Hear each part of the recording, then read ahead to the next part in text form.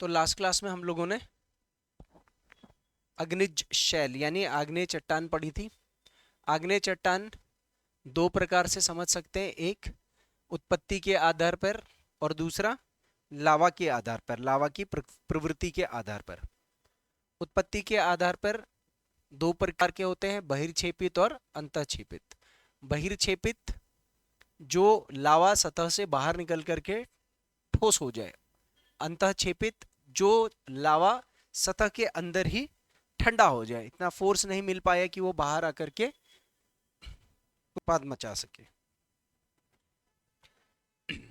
अब इसके बाद आग्नेय चट्टान के प्रकार उत्पत्ति के आधार पर। इसकी थ्योरी नहीं करी थी?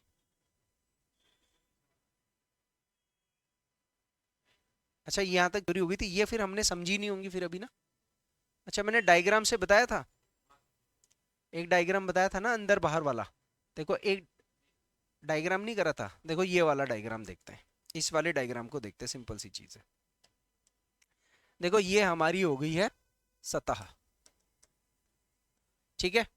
अब पृथ्वी की सतह के अंदर जहां से मैग्मा बहुत ज्यादा मात्रा में होता है, तो ये मैग्मा संवहनीय धारा के कारण ऊपर आने की कोशिश करेगा और जहां से कमजोर क्षेत्र मिलेगा वहां से इसका उद्गार हो जाएगा, ठीक है।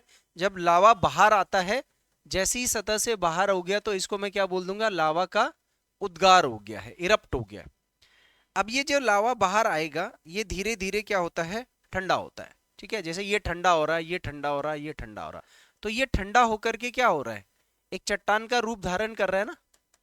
तो ये जो चट्टान है, ये ये होगी बहिर्जात। आप इसको बहिर्जात आग्नेय चट्टान भी बोल सकते हो, क्योंकि ये बाहर हो रहा है।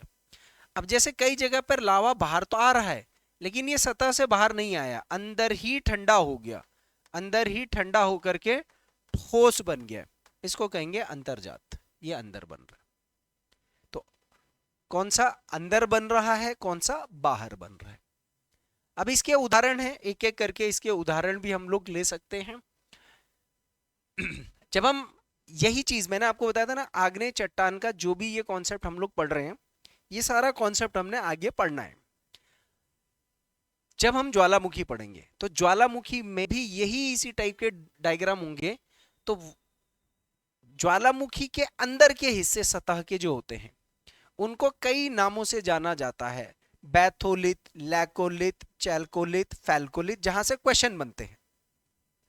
तो वो बेसिकली क्या है, आग्नेय चट्टान के ही उदाहरण है, ठीक है। अब आप इसको थ्योरी के रूप में देखो पहले। तो ये इतनी बातें हो गई थी। अब आते हैं सबसे पहले बहिर्क्षेपित आग्नेय चट्टान क्या होती है, थ्योरी के तौर पर देखते हैं। देखिए, तो जैसे ही बोला बहिर्क्षेपित अग्नि, तो बहिर्क्षेपित अग्नि शैल उस समय बनती है जब पृथ्वी का द्रवित लावा, कौन सा, लिक्विड वाला लावा सतह पर प्रवाहित होता है। जो मेन कीवर्ड है, अब जैसे मैंने यहां पर थोड़ा सा लैंग्वेज में बना करके लिख दिया नोट्स के पॉइंट ऑफ व्यू से, आप शॉर्ट नोट्स में सिर्फ लिख सकते हो जब लावा, द्रवित लावा पृथ्वी की सतह पर प्रभावित होकर के सतह के बाहर ठंडा होकर के ठोस हो जाता है, ठीक है। तो यहां पर क्योंकि शब्द यूज हुआ है बहिर्क्षेपित, तो बहिर्क्षेपित का मतलब क्या होता है, बाहर आकर के स्थिर हो जाना है। इन शैलों का निर्माण ज्वालामुखी विस्फोटों से निकलने वाला जो लावा होता है, उसके शीघ्र ठंडे होने के कारण होता है। इसलिए इनकी बनावट बहुत सूक्ष्म कण से कण में होती है, छोटे छोटे छोटे क्रिस्टल्स, ठीक है। जो सतह के बाहर जब लावा ठंडा होता है ना, और उससे जो चट्टान बनते हैं, उनके कण छोटे होते हैं, टुकड़े, मतलब आप तोड़ोगे तो ठीक ठाक टुकड़ों में टूट जाएंगे। लेकिन जो सतह के अंदर होते हैं ना, वो एक ही पत्थर का टुकड़ा, मतलब एक ही टुकड़ा कम से कम 10-10, 20-20, 30-30, 40-40 किलोमीटर का टुकड़ा होता है अंदर ही अंदर। तो अंदर क्या होता है कि एकदम से ठंडा होता नहीं, धीरे धीरे धीरे धीरे ठंडा होता है। तो वो एक ही टुकड़ा एक साथ ठंडा हो रहा है। बाहर क्या होता है कि जैसे जो हिस्सा आ गया बाहर आ गया, ठंडा हो गया, अगला हिस्सा थोड़ी देर में आया बाहर आया, ठंडा हुआ, तो उसके क्या होते हैं, अलग अलग जो टुकड़े होते हैं, अलग अलग टुकड़े बनते हैं। यहाँ पर परत शब्द मत यूज करना, क्योंकि परत शब्द हम अवसादी चट्टान के लिए यूज करेंगे। बस इसके लिए हम क्रिस्टल शब्द, क्रिस्टल क्या होता है, टुकड़े होते हैं, है ना, तो वो टुकड़े बन जाते हैं, अलग अलग टाइप के टुकड़े बन जाते हैं। तो ये तो हो गया बहिर्क्षेपित चट्टान। अब थोड़ा सा अंतःक्षेपित चट्टान को भी समझ लेते हैं। ठीक है, यहां पर द्रवित लावा सतह के बाहर आ रहा था। अंतःक्षेपित शैलें उस समय बनती है जब द्रवित मैग्मा या लावा पृथ्वी की सतह के नीचे ही प्रवाहित होकर धीरे धीरे ठंडा होगा। अच्छा, तार्किक चीज क्या है कि जब सतह के बाहर लावा आता है तो जल्दी ठंडा हो जाता है, क्योंकि मॉइस्चर उड़ जाता है, वो वाष्पीकृत हो जाता है तो जल्दी से ठूस हो जाता है। लेकिन अंदर वाष्पीकरण तो हो ही नहीं रहा ना, तो इसलिए वो बहुत धीरे धीरे होगा। और क्योंकि धीमी गति से ठंडा होता है, तो इस धीमी गति से ठंडे होने के कारण इसमें बड़े बड़े क्रिस्टल बनते हैं। कैसे क्रिस्टल बनते हैं? बड़े क्रिस्टल विकसित होते हैं। इनकी बनावट मोटे कणों वाली होती है। जैसे कोई, जैसे जैसे ये कोई पत्थर देख लो, तो अब इसको मैंने बोला 1 2 3 4 4 चीजों से बना हुआ है, ये 4 क्रिस्टल हैं इसके, मैं तोड़ूंगा तो ये 4 चीजों में टूटेगा।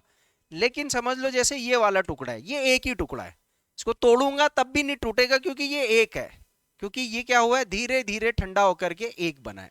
तो बड़ा क्रिस्टल, छोटा क्रिस्टल।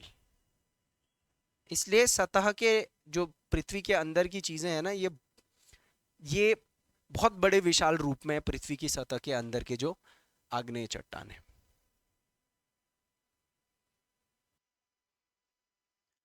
अब देखो एग्जाम्पल,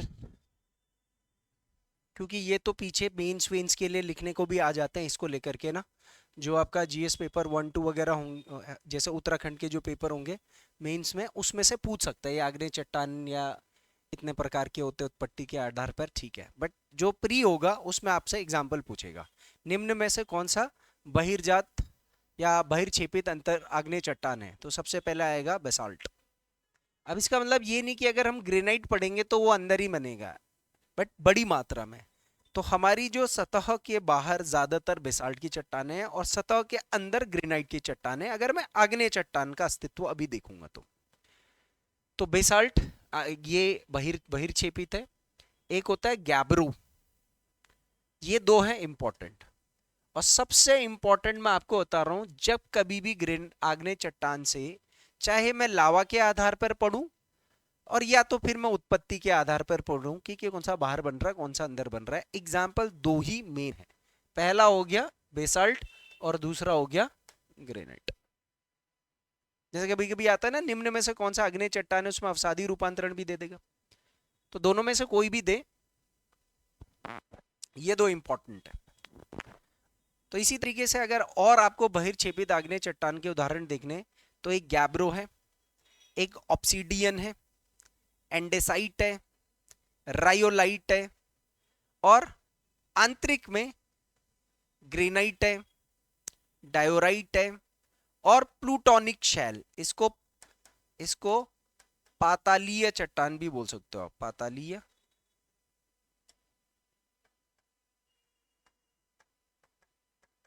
पातालीय चट्टान, ध्यान देना, पातालीय चट्टान। अब इसमें जैसे मैं कुछ पातालीय चट्टान के और स्पष्टीकरण से नाम दे रहा हूं, क्योंकि जैसे मैंने पातालीय शब्द यूज किया, इसका मतलब सतह के काफी गहराई में होंगे ये। इसमें आप लोग आगे जैसे पढ़ोगे बैथोलिथ, फैल्कोलिथ,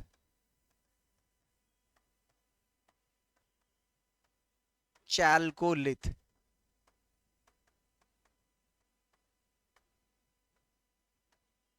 सिल,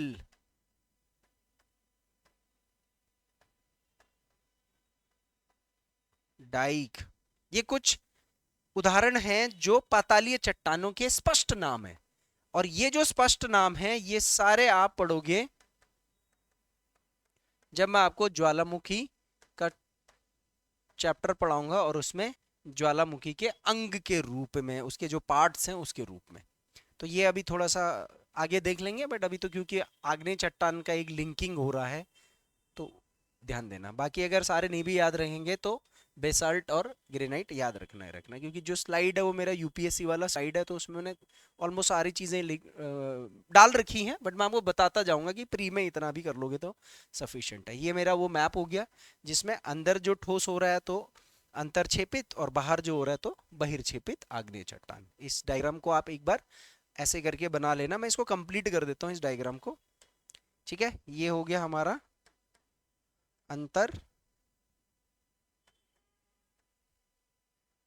अंतरक्षेपित आग्नेय चट्टान, और ये वाला आप ले लो बहिर्क्षेपित आग्नेय चट्टान। अंतरक्षेपित, बहिर्क्षेपित। आगे बढ़ते हैं। तो ये आग्नेय चट्टान किसके आधार पर था? उत्पत्ति के आधार पर, ठीक है। दो तरीके से मैंने आपको बताया था। इस डायग्राम को एक बार दोबारा से समझ लेते हैं। यहाँ पर ये वाला डायग्राम देखिए, पुराना वाला। आग्नेय चट्टान एक होगा उत्पत्ति के आधार पर और दूसरा सिलिका की मात्रा के आधार पर। इसको हम लावा की प्रवृत्ति भी बोल सकते हैं। क्या बोल सकते हैं? लावा का जो नेचर है, लावा की प्रवृत्ति के आधार पर आग्नेय चट्टान कितने प्रकार के होते हैं? तो दो प्रकार के आग्नेय चट्टान होते हैं, एक एसिडिक आग्नेय चट्टान और एक बेसिक आग्नेय चट्टान। तो जो एसिडिक आग्नेय चट्टान है, ठीक है, अम्लीय आग्नेय चट्टान, इसको क्या कहते हैं? एसिडिक। और जो क्षारीय आग्नेय चट्टान है इसको कहते हैं बेसिक। अब आप सबसे मेन चीज, आप एक चीज पे ध्यान देना। अच्छा, ये मैंने सीधा सीधा वो कर दिया, चलो कोई बात नहीं। सबसे मेन चीज ध्यान देना, जब वो एसिडिक की बात करेगा और बेसिक की बात करेगा तो एक तत्व है बस जो ये तय करेगा कि कौन सा अम्लीय है कौन सा क्षारीय है, और वो तत्व है सिर्फ और सिर्फ सिलिका। सिलिका की मात्रा। जिन चट्टानों में सिलिका की मात्रा 80% या उससे ज्यादा है या 80% तक है तो वो हो गई अम्लीय, ठीक है, एसिडिक। और जिन चट्टानों में सिलिका की मात्रा कम है, ठीक है, ज्यादा है तो एसिडिक, कम है तो क्षारीय, ठीक है। तो यहां पर आप देख लो, जो पहला स्टेटमेंट आप देखोगे तो इनमें सिलिका की मात्रा अधिक होती है, लगभग 80% तक, और इनमें सिलिका की मात्रा कम होती है। ठीक। तो पहला कॉन्सेप्ट क्या याद रखना है आपने? पहला कॉन्सेप्ट आपको याद रखना है सिलिका की मात्रा, क्योंकि यहीं से आगे सारे कॉन्सेप्ट्स लिंक्ड है। अब आप एक चीज पहले यहां पर ध्यान देना, देखो। पहले मैं आपको इसको लिंक करके बता दूं कि कहां कहां जाना है। जो लावा जिसमें सिलिका की मात्रा ज्यादा होगी वो गाढ़ा होगा। कैसा होगा? गाढ़ा जैसा होगा। और जब गाढ़ा लावा बाहर आएगा, ठोस बनाएगा, तो वो क्या होगा? एक ही जगह पर संकुचित हो रहा होगा, एक ही जगह पर ठोस आ रहा होगा। जैसे एक एग्जांपल यहां पर दूं, तो जैसे मैंने बोला कि ये मेरा सतह है और यहां से लावा बाहर आया, ऐसे बाहर आया। अब ये गाढ़ा है तो यहां इकट्ठा हो जाएगा, है ना, चट्टान बनाएगा। फिर थोड़ा और ऊपर आएगा, यहां इकट्ठा हो जाएगा, चट्टान बनाएगा। थोड़ा गिर गुर करके इधर भी आ जाएगा। कुछ सालों के बाद थोड़ा और आएगा, ठोस है, धीरे धीरे इधर जाएगा, लेकिन इधर ही जहां मेन इसका जो उद्गार मुख है वहां से ये बाहर आएगा, लेकिन उसी के आसपास ठोस होता जाएगा। कुछ सालों के अंदर ये और बाहर आएगा, और बाहर आएगा, वहीं पर ही ठोस होता जाएगा, वहीं पर ही ठोस हो रहा है, वहीं पर ही ठोस हो रहा है, वहीं पर ही ठोस हो रहा है। तो कुछ सालों के बाद ये ठंडा हो जाएगा तो ये कैसा आकृति ले लेगा? एक कैसा आकृति ले लेगा? ये एक शंकु की आकृति का ले लेगा, पहली चीज, ठीक है। ये बहुत ही जल्दी ठोस हो जाएगा। क्यों? क्योंकि इसमें मॉइस्चर कम है, आर्द्रता कम है, ठोसपन ज्यादा है, गाढ़ा है ना, एसिडिक है तो गाढ़ा है, ठीक है। इसमें सिलिका की मात्रा क्या है? अधिक है। और जब ये शंकु बन जाएगा तो जिस तरीके के स्थलाकृति का निर्माण करेगा, तो ये कैसे स्थलाकृति के निर्माण करेगा? मूल रूप से जो ऊंचे पर्वत होंगे, पर्वत का निर्माण करेगा। पहला कॉन्सेप्ट ये ध्यान देना। दूसरा कॉन्सेप्ट एक और मैं यहां पर बताता हूं, ठीक है। ये मेरा कौन सा वाला हो गया? अम्लीय वाला। अब आता है मेरी क्षारीय लावा। ये अम्लीय लावा था, ये क्षारीय लावा था। सतह मैंने कुछ इस तरीके से बनाई है और नीचे से मैग्मा का, लावा का उद्गार यहां से ऐसा हो रहा है, देखिए। यहां कहीं से लावा बाहर आया और ये लावा जो था वो था पतला। क्या था ये? पतला। पतला क्यों था?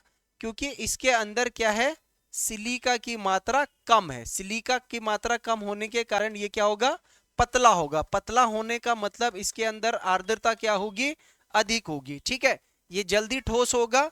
ठीक है, यहाँ पर सिलिका की मात्रा अधिक थी। अधिक होने के कारण ये कैसा वाला लावा था, गाढ़ा लावा। गाढ़ा लावा होने के कारण इसमें आर्द्रता आर्द्रता क्या थी, कम थी। अब क्या हुआ, अगर आर्द्रता कम हुई तो अब देखो यहाँ पर अगले टाइम पर फिर से आएगा तो मैग्मा लावा फैलेगा। कैसा हो रहा है, ये फैल रहा है। ये ऊपर की तरफ कम जा रहा है और अगल बगल की तरफ ज्यादा जा रहा है। फिर कुछ सालों के बाद ये निरंतर आता रहेगा, फिर ऐसे फैलता रहेगा, फैलता रहेगा, फैलता रहेगा। और एक टाइम ऐसा आएगा जब इसकी स्थलाकृति कुछ ऐसे हो जाएगी और इसको क्या बोलेंगे हम, इसको बोलेंगे पठार। लॉजिक समझ में आ गया। अब मैं बोलूंगा दक्कन का पठार कैसा बना। एक लिंक देखो इंडियन ज्योग्राफी के साथ। आप दक्कन के लावा की भौतिक, जब उसके गुण से सवाल पूछेगा तो आप कैसा बोलोगे, कैसा लावा है, क्षारीय लावा। और एक उदाहरण देखो, जब क्षारीय लावा ठंडा होता है ना सतह पर, तो क्षारीय लावा होके ठंडा होने से कैसी चट्टानें बनती है, बेसाल्ट की चट्टानें। कैसी चट्टान बनती है, बेसाल्ट। तो इसमें बेसाल्ट ज्यादा होता है। और जब जब कैसा वाला लावा हो गया, वहां पर ठंडा हो गया ना, तो ठंडा ये वाला जो जब ठंडा होगा तो ये कैसा चट्टान बनाता है, ये ग्रेनाइट वाली ज्यादा। मुख्य मतलब मूल, क्योंकि भैया देखो कोई भी चीज में एक तरीके का चट्टान हर जगह नहीं होगा। लॉजिक समझ में आ गया। ठीक है, ये अम्लीय लावा और ये था क्षारीय लावा, दोनों में डायग्राम का अंतर। अब ये थ्योरी में देखना है हमने, पहले डायग्राम बना ले।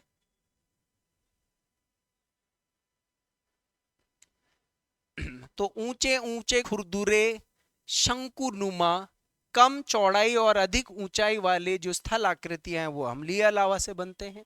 और विस्तृत पठारीय मैदान या पठारीय क्षेत्र या पठार के साथ साथ छोटी छोटी पहाड़ियों के क्रम जो स्थल आकृतियां हैं वो क्षारीय लावा क्षेत्र में निर्मित होते हैं। में समझते एक एक करके। अब यहां देखो, देखो जो मैंने समझाया, देखते हैं वो होता है या नहीं। अम्लीय आग्नेय चट्टान क्या था, जिसके अंदर सिलिका की मात्रा क्या है, अधिक है। सिलिका की अधिकता के कारण ये मैग्मा ठंडा जल्दी हो जाता है, क्योंकि सिलिका ज्यादा होगा तो पानी कम होगा, सिलिका कम होगा तो पानी ज्यादा होगा। मैंने शायद, सिलिका अवशोषित नहीं करता है, सिलिका पानी को कम एब्जॉर्ब करता है। ठीक है, तो सिलिका ज्यादा होगा तो पानी उसमें नहीं रह पाएगा। तो इस प्रकार की जो चट्टानें होती हैं या शैलें होती हैं, उससे उच्च ज्वालामुखी पर्वत बनेंगे, बड़े बड़े ऊंचे ज्वालामुखी पर्वत बनेंगे। क्यों पर्वत बनेंगे, अभी मैंने पीछे उसका डायग्राम दिया। एक ही जगह पर लावा इकट्ठा होता जाएगा, इकट्ठा होता जाएगा। इनसे सामान्यतः क्वार्ट्ज और सल्फर, क्वार्ट्ज और फेल्ड्स्पार, ये दो खनिज तत्व हैं। एक्चुअल में ये क्या है, दो खनिज तत्व हैं। ये खनिज बता रहे कि क्वार्ट्ज और जो फेल्ड्स्पार होते हैं वो ज्यादा पाए जाते हैं, और जिसकी वजह से ऐसी चट्टानों का रंग हल्का होता है, लाइट। जैसे ग्रेनाइट जो होता है वो लाइट ग्रे का रहो, हल्का भूरा, और जो बेसाल्ट का चट्टान होता है वो डार्क ग्रे कलर का होता है। जैसे मैंने यहाँ पर शायद आगे दे रखा होगा, ये देखो, ये बेसाल्ट का चट्टान दिख रहा है, ये ग्रेनाइट है। ग्रेनाइट का क्रिस्टल बड़ा है, इसके क्रिस्टल छोटे छोटे हैं, देख रहे हो, ये छोटे छोटे हैं। इसके टुकड़े ज्यादा बनेंगे, इसके टुकड़े कम बनेंगे। ठीक है। तीसरी चीज, उदाहरण सबसे इंपॉर्टेंट पेपर के लिए क्या है, अम्लीय अग्नेय चट्टान कौन सा है, क्षारीय अग्नेय चट्टान कौन सा है, तो इसका उदाहरण हो गया ग्रेनाइट। इसका उदाहरण क्वार्ट्ज और फेल्ड्स्पार भी है। ये लिखने की जरूरत नहीं है, क्योंकि ये नहीं पूछेगा पीसीएस जैसे लेवल के पेपर के अंदर, जबरदस्ती दिमाग में मत डालना। मेन इसमें से क्या याद रखना है, ग्रेनाइट। और ये जो ग्रेनाइट या जो आग्नेय चट्टान होती है ये हमेशा कठोर होंगी। यहां पर कठोरता दिख भी रही होगी, क्यों, बड़ा क्रिस्टल बन रहा है ना, तो कठोर होगा, काफी संघनित होगा और बहुत ज्यादा ठोस होगा।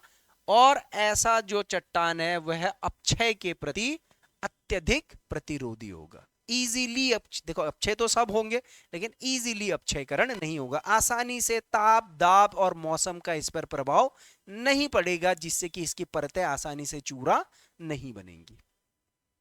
अब सब इसके विपरीत वाला यहां पर आ जाएगा। यहाँ पर देख लीजिए क्षारीय चट्टान क्या होंगी, इसको बेसिक एसिडिक बेसिक रॉक भी बोलते हैं। इसमें सिलिका की मात्रा 40% से कम होती है और जो दूसरी मात्रा बढ़ जाती है वो है मैग्नीशियम। तो मैग्नीशियम की मात्रा थोड़ी सी बढ़ जाती है। सिलिका की कमी होने के कारण शैल बहुत जल्दी ठंडा नहीं होता है, धीरे धीरे धीरे ठंडा होगा, और धीरे धीरे ठंडा होगा तो ये फैलने लगता है। इसी प्रकार के पठार से दक्कन का ट्रैप बना हुआ है, डेक्कन ट्रैप। डेक्कन ट्रैप्स हमारे दक्कन पठार के लिए बोलते हैं। ट्रैप शब्द को भौगोलिक रूप से यहां पर जाल के लिए इस्तेमाल किया जाता है जनरली। तो जाल क्या होता है, फैला हुआ। जाल का मतलब फैली हुई कोई चीज। तो ये लावा क्योंकि एक जगह पर विस्तृत रूप से फैल जाता है, इसलिए दक्कन लावा से निर्मित दक्कन पठार को दक्कन ट्रैप भी बोलते हैं। तो आगे आप देखोगे जहां जहां मैं जिस जगह के लिए ट्रैप वर्ड यूज कराऊंगा, समझ लेना वहां की स्थलाकृति क्षारीय लावा से होगी। ऐसा जो लावा होता है, सिलिका की मात्रा इसमें कम होती है, तो इसमें धात्विक खनिज संसाधन ज्यादा होते हैं। कैसे खनिज संसाधन, धात्विक खनिज संसाधन या खनिज संसाधन बढ़ जाते हैं फिर। तो जब सिलिका कम है और बाकी तत्व ज्यादा है, तो इस प्रकार के लावा में मुझे क्या मिलेगा, खनिज साधन, लोहा, निकल, तांबा, जस्ता, ये सब बहुत ज्यादा मिलेगा। और आपको पता है कि ये आर्थिक दृष्टिकोण से ये वाला जो क्षेत्र है वो बहुत ज्यादा महत्वपूर्ण होता है, क्योंकि पठार सबसे ज्यादा दुनिया में खनिज संसाधन पठारीय क्षेत्र में होते हैं। क्यों होते हैं, बेसाल्टिक लावा से बने हुए, है ना।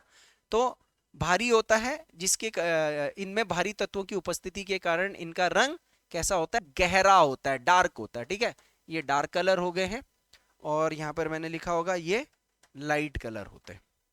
इनके उदाहरण आपसे क्वेश्चन में पूछेगा, बेसाल्ट हो गया, गैब्रो हो गया, डायोराइट। मेन कौन सा पूछना है, बेसाल्ट। ठीक है, आदि इसके प्रमुख उदाहरण हैं। ये शैलें बहुत कठोर तो नहीं होती हैं, बहुत ज्यादा, किसके कंपेयर में, इधर वालों के कंपेयर में, इसीलिए इनका अपक्षय या अपेक्षाकृत अधिक तीव्रता से हो जाता है। ये जल्दी टूट फूट करके चूरा हो जाती है। अब यहां से आगे जब ये अपक्षय हो जाएंगी, तो ये वाली जो चट्टान है, ये वाली जो अम्लीय क्षारीय आग्नेय चट्टान जो है ना, ये क्षारीय आग्नेय चट्टान अपक्षयकृत होकर के, टूट फूट करके, चूरा बन करके क्या बनता है, काली मिट्टी, ब्लैक सॉइल। तो जो ब्लैक सॉइल आप पढ़ोगे मिट्टी के प्रकार में, यहां वाला लिंक लॉजिक वहां भी लिंक करके जाएगा। तो ध्यान रखना इस चीज को वहां पर भी। ठीक है, कोई ऐसा स्टेटमेंट जो नहीं समझ में आया हो। मॉइस्चर, इसमें मॉइस्चर देखो, इसमें मॉइस्चर क्या होगा, कम होगा। ठीक है, इसमें कम होगा। ये गाढ़ा है, तो जो चीज गाढ़ी होती है उसमें जो मॉइस्चर होता है, जो पानी वाला तत्व होता है, वो कम होता है। देखो मॉइस्चर आर्द्रता का मतलब हो गया जल वाष्प, जल H2O। तो इसमें कम है, तो कम है तो बाकी तत्व जो है वो आपस में संगठित होंगे। जैसे हम आटा गूंथते हैं ना, एक गीला आटा कर लो और एक सूखा आटा कर लो। तो सूखा आटा, जो आटा बहुत ज्यादा सूखा नहीं है पर आपने गूंद दिया आटा, लेकिन वो ठोस सा हो गया क्योंकि इसमें पानी कम है। और जो गीला आटा होगा उसमें पानी की मात्रा जल्दी होगी। जो गीला आटा होगा वो आराम आराम से सूखेगा और थोड़ा फैला हुआ सा होगा। जो सूखा आटा होगा वो एकदम से सूख जाता है और थोड़ा सा ठोस और संकुचित होता है। बस वही है सिलिका के हिसाब से। तो सिलिका ज्यादा तो ठोस ज्यादा, सिलिका कम तो ठोस कम। क्लियर है।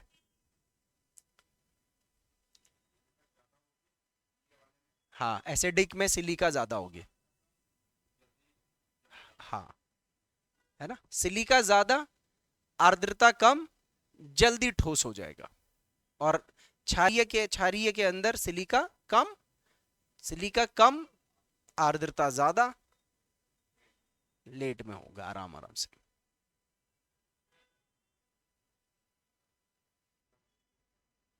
हाँ, मैं इसलिए स्लाइड में है मेरे तो इंक्लूड करता हुआ जा रहा हूँ।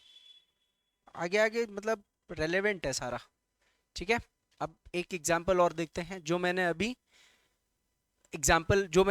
जो बहुत सारी थ्योरी बनाई है उसका शॉर्ट मतलब एक तरीके से देखो, वही चीज है ये। अम्लीय आग्नेय चट्टान, इसमें सिलिका की मात्रा अधिक होती है। क्षारीय आग्नेय चट्टान, इसमें सिलिका की मात्रा कम होती है। अम्लीय में 80% के आसपास सिलिका की मात्रा, तो क्षारीय में 40% के आसपास। कम घनत्व होता है, अधिक घनत्व होता है। कम घनत्व है, हल्का रंग है। अधिक घनत्व है, गहरा रंग है। उदाहरण में यहाँ ग्रेनाइट, यहाँ पर बेसाल्ट और गैब्रो। अब रंग देख लो, यहाँ पर इसका रंग कैसा है, डार्क है या लाइट है? ये हल्का हो गया लाइट कलर, ये क्या हो गया डार्क कलर। डार्क कलर से जब मिट्टी बनेगा तो डार्क ही कलर बनेगा। अब देखो ये जब मिट्टी बनेगा इकट्ठा कहीं पर होगा तो ब्लैक कलर बनेगा ही बनेगा, काली मिट्टी।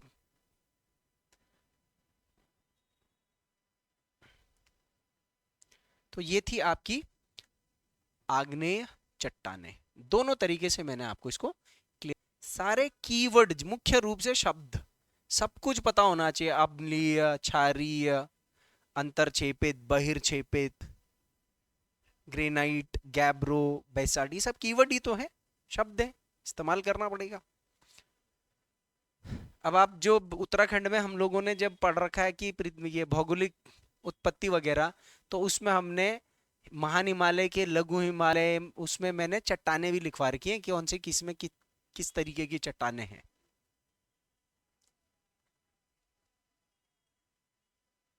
दूसरे प्रकार के चट्टान में अवसादी चट्टान सबसे इंपॉर्टेंट चट्टान, मतलब बहुत ज्यादा इंपॉर्टेंट चट्टान है ये अवसादी चट्टान।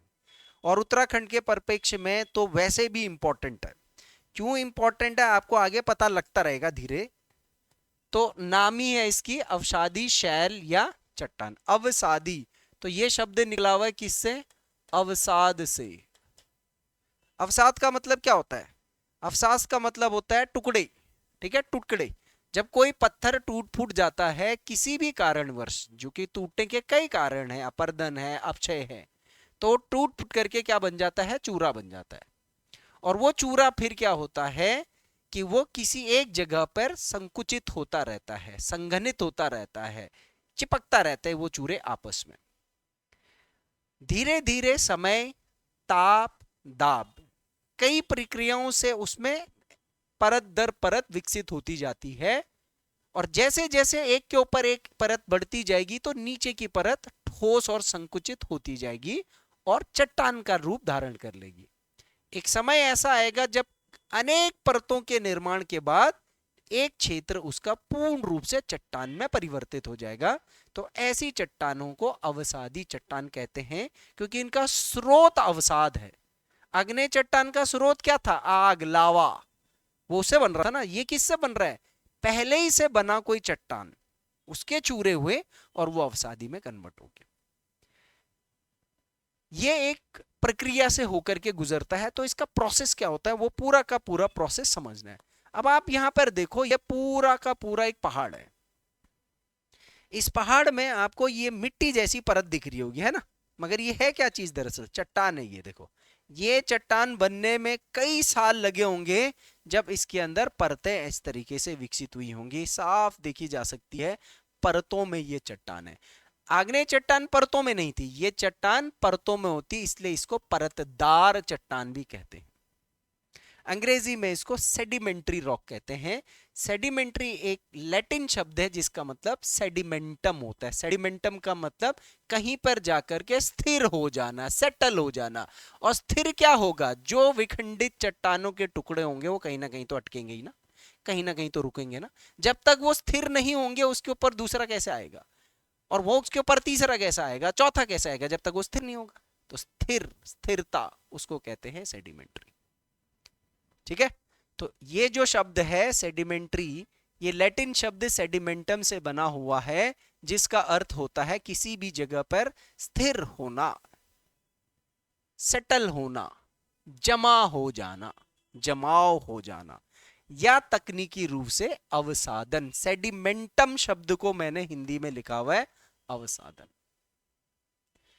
ये शैलें अपक्षय और अपसारण के द्वारा उत्पन्न अवसादों के निक्षेपण से बनती। अपसारण के लिए आप एक शब्द और यूज कर सकते हो और वो शब्द है अपर्दन।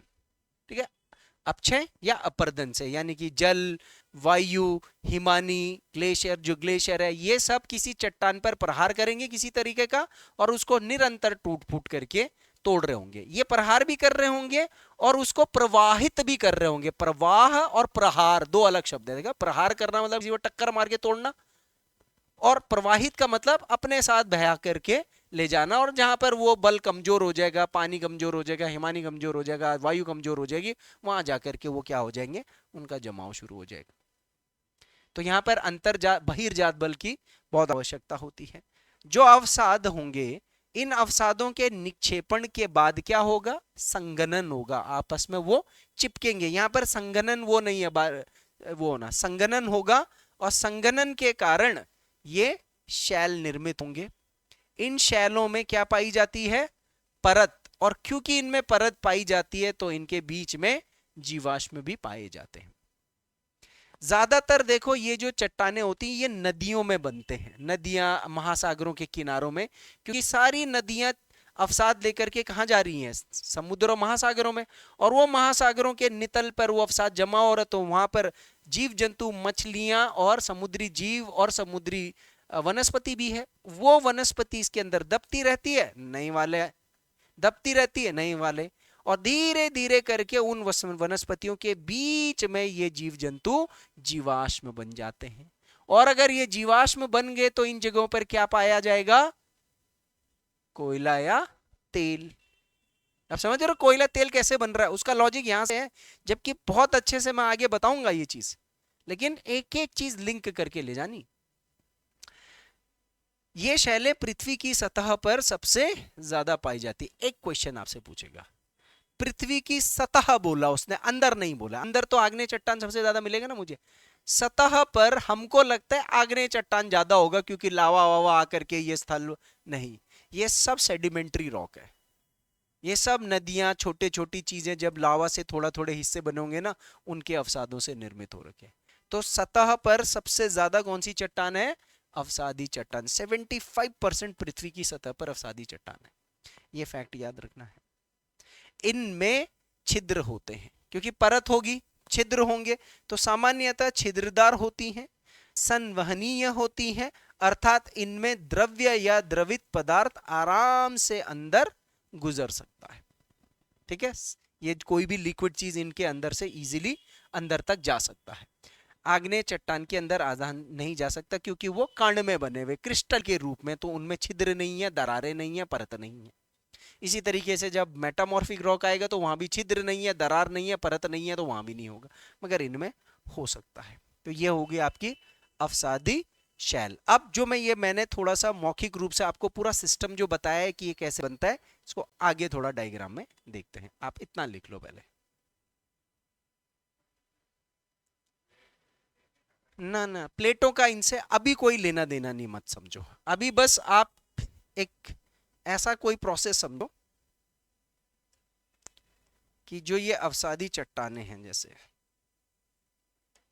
मैंने बोला ये चट्टान है, कोई भी चट्टान बनी हुई है, ये चट्टान टूट गई ना, टूट टूट करके टूट टूट करके टूट टूट करके टूट टूट करके एक नई चट्टान का, इसको मैं क्या कहूंगा, अपक्षय।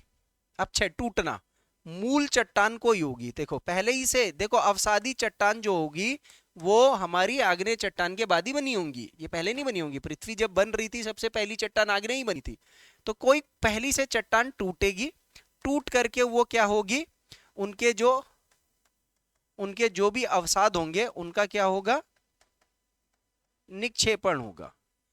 निरंतर निक्षेपण से उन अवसादों का क्या होगा, संयोजन या संघनन, और ऐसे करके वो क्या बन जाएंगे, ठोस। तो ये जो ठोस बनेगा वो क्या कहलाया जाएगा, हाँ, यह भी हो सकता है, जैसे एक एग्जांपल ये लो, अलग अलग तरीके से बनता है।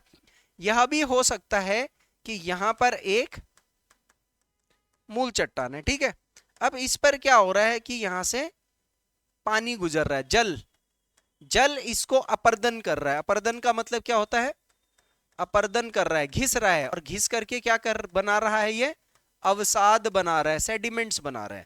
ठीक है, ये सेडिमेंट्स जल के साथ क्या करेंगे, प्रवाह करेंगे, और आगे चल करके समझ लो यहां पर आपका समुद्र का नितल है, ये आपका क्या है, समुद्र है या महासागर है। तो जैसी ये नदी यहां पर जाएगी, ये अपने साथ टूटे हुए जो इसने जो भी चट्टान खंडों को अपर्दन करा है उसको कहां करेगी, निक्षेपण करेगी, निक्षेपण करेगी, निक्षेपण करेगी, और एक टाइम आएगा यहां पर जब ये अवसाद आपस में क्या हो जाएंगे, जितने भी अवसाद हैं ये यहां पर संघनित होकर के ये ठोस बन जाएंगे और चट्टान बन जाएंगे, है ना। इसी में पेड़ पौधे मछली मुछली वगैरह भी सड़ गल करके खत्म हो जाएगी। ये भी आपका अवसादी चट्टान है। डायग्राम बनाना है ये वाला। अच्छा, थोड़ा सा 1 मिनट रुको। हाँ, आप यहां पर देखो, अब मैं मेरे पास जब 3D डायग्राम है तो 2D का क्या करना हमने। ये देखो, ये आ रहा है, देखो समुद्र में नदी, ये समुद्र का नितल है, ठीक है। ये अवसाद जमा हुआ, कुछ सालों के बाद, पहले कितने, कुछ हजार लाख साल के बाद, एक परत, दो परत, निरंतर नदियां लोड लेके आ रही हैं, अवसाद लेके आ रहे हैं, 3 और 4 परत, उसके बाद और 1 2 3 4 5 6 और परत बन गई और नदी वो समुद्र गायब। समुद्र अब आगे को चला गया, समझ लो धरती का सतह का विस्तार हो गया। तो ये जो समुद्र के आसपास होते हैं, यहाँ पर क्या होता है, अवसादी चट्टान तो ज्यादा होती है। तो अवसादी चट्टान के अंदर 3 इंपॉर्टेंट प्रोसेस होता है। 3 क्या मतलब, 3-4 इंपॉर्टेंट प्रोसेस होता है। देखो यहां पर मैंने बोला सबसे पहले होगा अपक्षय या अपर्दन, ये ऐसे स्टेप लिखना, ठीक है। उसके बाद अपक्षय और अपर्दन से क्या मिलेगा आपको, अवसाद मिलेगा। इन अवसादों का क्या होगा, परिवहन होगा। ये आगे जाएंगे ना कहीं पर, जिस जगह पे इनको निक्षेपण होना है, ढाल के अनुरूप, हवा के अनुरूप, इस तरीके से परिवहन होगा। परिवहन के बाद इनका किसी जगह पर क्या हो जाएगा, निक्षेपण। निक्षेपण होकर के क्या हो जाएगा, संगनन। तो संगनन होकर के जब ये ठोस बन जाएगा तो इसको कहेंगे अवसादी चट्टान। ये इसका प्रोसेस है, ठीक है। एक और एग्जाम्पल आप यहां पर देख लीजिए, ये दिख रहा है आपको, जैसे ये क्या है, ये समुद्र के अंदर ये जो है, ये सब क्या है, ये सेडिमेंट ही तो है। ये सब जो सतह पर, पहाड़ों के इधर जो सतह पर ये सतह बाहर आ रही है, ये भी सेडिमेंट है, ये सब सेडिमेंट है। पहले ये भर गया, अब आज यहां आगे की तरफ जा रहा है। एक जमाना आएगा जब ये भी भर जाएगा, तब और आगे की तरफ निक्षेपण होगा। यहां पर एक एग्जाम्पल दे रखा है अवसादी चट्टानों के। हम जहां पर खड़े हुए हैं, यहाँ क्या है, अवसादी चट्टान तो है, उसी के ऊपर तो खड़े हुए हम। तो मैंने, आप उत्तराखंड की ज्योग्राफी में देखो, मैंने हिमालय में लिखवा रखा है कि यहाँ की चट्टानें समुद्री समुद्री अवसादों से निर्मित है, क्योंकि इसके ऊपर टेथिस सागर था। और जो अंगारा लैंड और गोंडवाना लैंड की जो जो नदियां थी, वो सारा यहाँ पर निक्षेपण कर रही थी, और परतों परतें बनी हुई यहाँ पर। तब उसी परतों में वलन पड़ गया एकदम से। वो कॉन्सेप्ट फिर आगे लिंक करेंगे उसको। ये तो प्रकार हो गए, ये अभी आगे आएंगे। कहाँ से स्टार्ट करना, पहले पहले लिखने, ये वाला प्रोसेस लिख लो।